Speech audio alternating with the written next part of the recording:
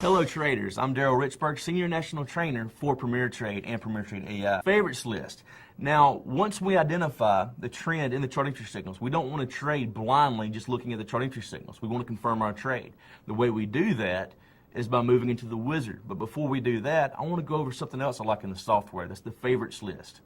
Looking at this, we've got a lot of different columns here. We've got our trading styles at the top. We have columns for LM, S&E, the symbol, the last, the change, percent change, and the opening price, the high and low for the session. And the session is 24 hours in the Forex market, beginning at 5 p.m. Eastern Time. Looking at this, the last price is the current price, or the most recent price that currency pair or exchange rate was trading at.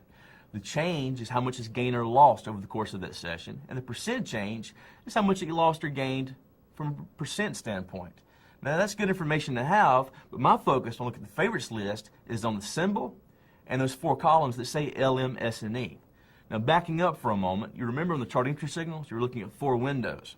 Well, the labels on those four windows were long-term, mid-term, short-term, and entry.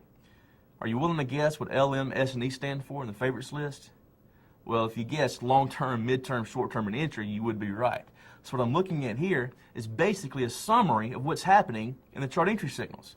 I can eliminate a lot of my time that I would otherwise spend in the chart entry signals simply by coming to the favorites list, because really the software is designed where you look at the chart entry signals, all you want to know is whether it's all green or all red. In other words, all arrows pointing up or all arrows pointing down.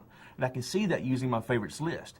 So I can come here, choose my trading style, which in this case is position.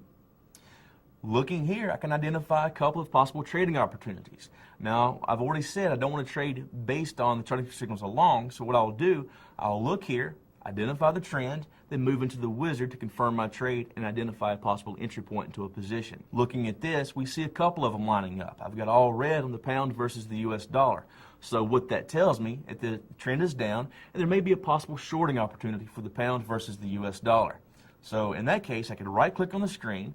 These options come up, and I can go directly to the chart entry signals if I wish to do so, or I can move directly into the wizard to confirm my trade. I'm Daryl Richburg, and on behalf of James Dix and PremiereTrade, I want to wish you all happy trading.